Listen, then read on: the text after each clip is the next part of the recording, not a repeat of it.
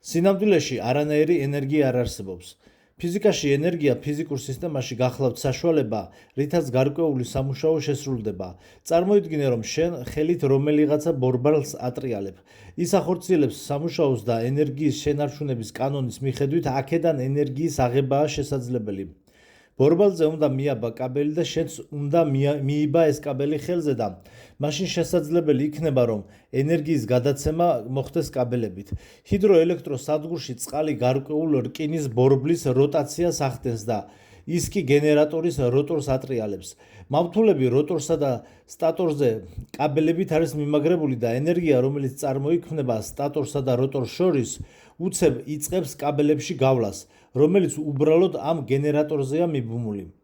როგორ ხვდება ენერგია, რომ მან ახლა კაბელებში უნდა გაიაროს? საკმაოდ აშკარაა, რომ არ არსებობს არანაირი მექანიზმი იმისათვის, რომ ეს უხილავი სუბსტანცია შევიდეს დენის კაბელში. უნდა აღინიშნოს, რომ ნეირონულმა ქსელმა ელექტროკაბელები და ზოგადად კაბელები მოიგონა იმისათვის, რომ ამ კაბელების მეშვეობით მომხდარიყო გადაცემა აბსოლუტურად ყველაფრის. ამ კაბელების მეშვეობით მიდის ხმები, ელექტროენერგია, ინფორმაცია, ინტერნეტი და ასე შემდეგ.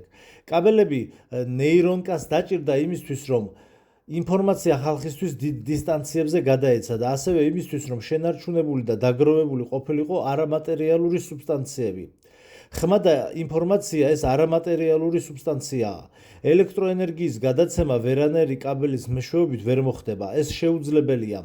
ისევე როგორც შეუძლებელია კაბელებით არამატერიალური სუბსტანციის, როგორც ენერგიის გადაცემა. თავად ელექტროენერგიაც არ არსებობს და გაურკვეველია რა მაგიასთან გვაქვს საქმე. შესაბამისად ეს ყველაფერი გამოგონილი ზღაპრებია. და რატომ გადაწყვიტეს, რომ რკინის ბორბლის დატრიალებით ჩვენ უნდა გამოგვითავისუფლდეს ენერგია?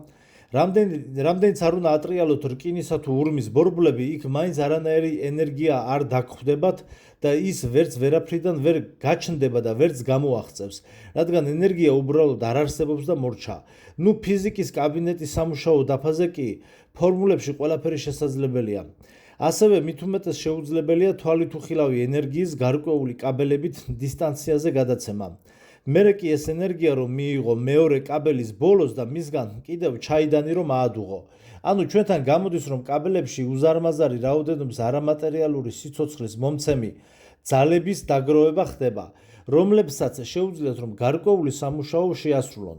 მაგალითად, აკუმულატორში ელექტროლიტი რაიმე სახის აგრესიული ტუტე, რომელიც თავის თავში აგროვებს ენერგიას, რომელსაც ასევე შეუძლია სამუშაოს განხორციელება, მაგრამ სინამდვილეში აკუმულატორში უბრალოდ სითხეა და მეტი არაფერი და მას რა თქმა უნდა რომ სამუშაოს შესრულება არ შეუძლია. ანუ აკუმულატორი მანქანას ვერ უნდა ქოქავდეს და რადგანაც ქოქავს, ეს უკვე ნიშნავს, რომ ჩვენი სიმულაცია სრულიად სხვა სისტემაა, ვიდრე ჩვენ რომ გვგონია. აკუმულატორს არანაირი საშუალება და ზემოქმედების ინსტრუმენტი არ გააჩნია იმისათვის, რომ რაიმე გენერატორები დაატრიალოს. ყველა ჩაიდანი, მტვერსასრუტი, მაცივარი და მთელი ეს ტექნიკები იმის გამო არ მუშაობენ, რომ თქვენ ჩამრთველს სოკეტის შტეპსელში აერთებთ. უბრალოდ ტექნიკის ვილკა ჩამრთველის შტეპსელში შეერთება არის სიმბოლო იმისა, რომ ჩვენ თითქოს და ფიზიკურ სამყაროში ვცხოვრობთ. მატრიცა ცდილობს დამალოს, რომ სინამდვილეში არანაირი ფიზიკური სამყარო არ არსებობს. აქ გარკვეული მოწყობილობების როტაცია და მათი გადახურება, ეს ყველაფერი არის უბრალოდ იმიტაცია. თაღლითობის ასეთი ფორმა აუცილებელია, რათა ადამიანი დაარწმუნოს, რომ ადამიანი ცოცხალია და იგი ფიზიკურ სამყაროში ცხოვრობს. სინამდვილეში ჩაიდანს მატრიცული გაწერილი პროგრამული ალგორითმი აცხელებს და მაცივარი მუშაობს, იმიტომ რომ მას მოაზროვნე არსება აკონტროლებს.